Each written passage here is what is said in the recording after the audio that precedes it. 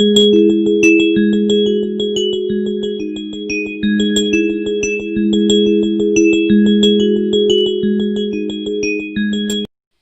बच्चों, कैसे हैं आप सब।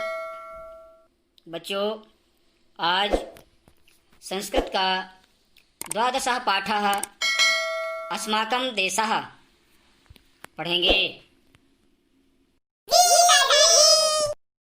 द्वादशः पाठः अस्माकं देशः। भारतवर्षम् अस्माकं देशः। भारतवर्ष हमारा देश है। अस्माकं देशः अतीव शोभनः अस्ति। हमारा देश बहुत सुंदर है।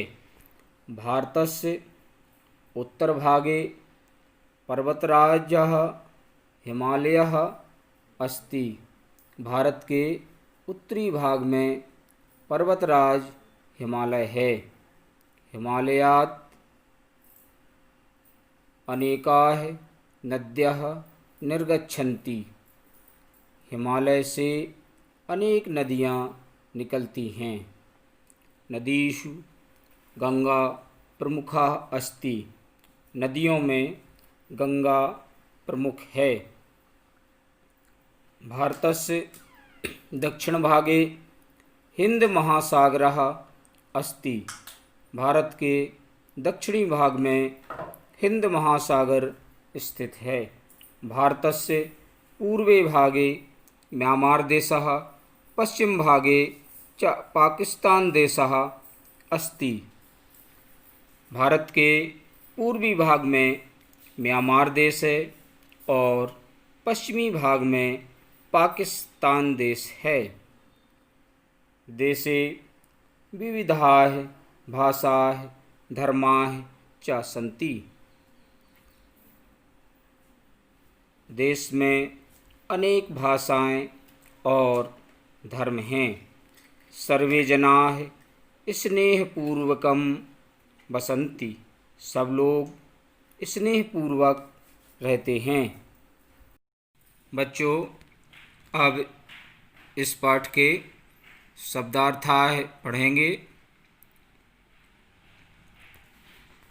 शोभनः, शोभनः का अर्थ होता है सुंदर।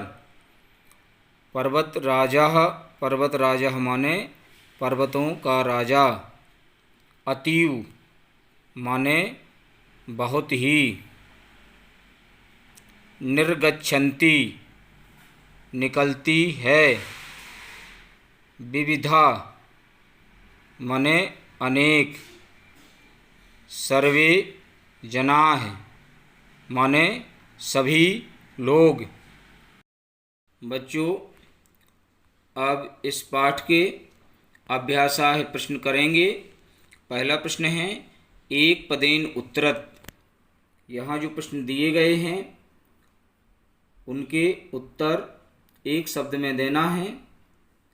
यहाँ उदाहरण दिया गया है, इतः भारतवर्षम कीदृशः अस्ति। एक शब्द में यहाँ पर उत्तर दिया गया शोभनः। इसी प्रकार नीचे जो प्रश्न दिए गए हैं उनके उत्तर भी एक शब्द में देना है। पहला है भारतस्य दक्षिण भागे किम अस्ति। भारत के दक्षिण भाग में कौन है। तो यहाँ पर एक शब्द में इसका उत्तर लिखेंगे हिंद महासागर। इसी प्रकार दूसरा प्रश्न है भारतस्य पूर्वभागे कः देशः अस्ति। भारत के पूर्व भाग में कौन देश है। तो यहाँ पर एक शब्द में लिख देंगे म्यांमार देशः। नदीषु का प्रमुखा अस्ति। नदी कौन प्रमुख है। यहाँ पर लिख देंगे गंगा।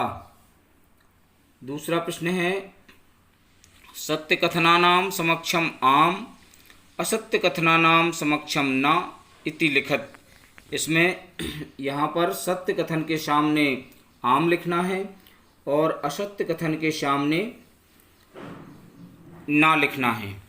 तो यहाँ उदाहरण दिया गया है भारतस्य पश्चिम भागे पाकिस्तान देशः अस्ति, भारत के पश्चिम भाग में पाकिस्तान देश है। तो यह कथन सत्य है, इसलिए यहाँ पर आम लिखा हुआ है।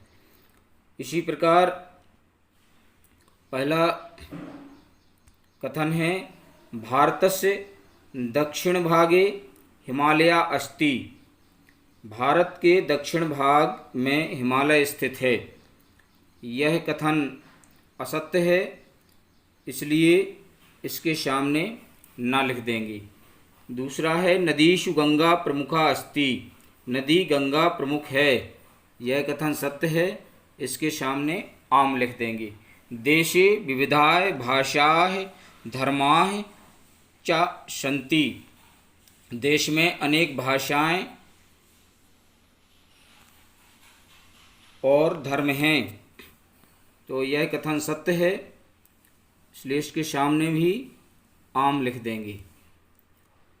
तीसरा प्रश्न है याम इति योजित्वा पदानि रचयत, यहाँ पर जो शब्द दिए गए हैं उनको जोड़ करके शब्द लिखना है।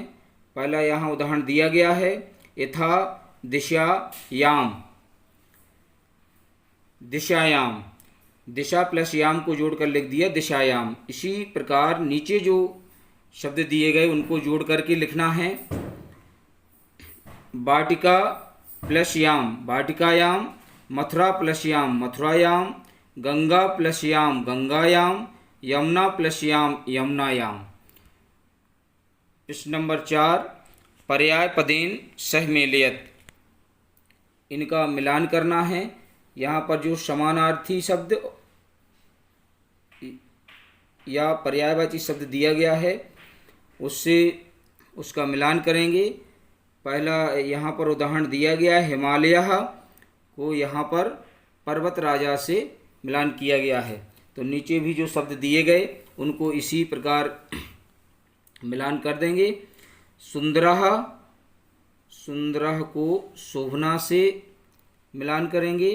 भारतम, भारतम को भारतवर्षम से मिला देंगे। गंगा, गंगा को भागीरथी से मिला देंगे। तो इस प्रकार यह शब्दार्थ है प्रश्न पूर्ण हुए। बच्चों इनको अपनी नोटबुक में लिखकर याद कर लेना।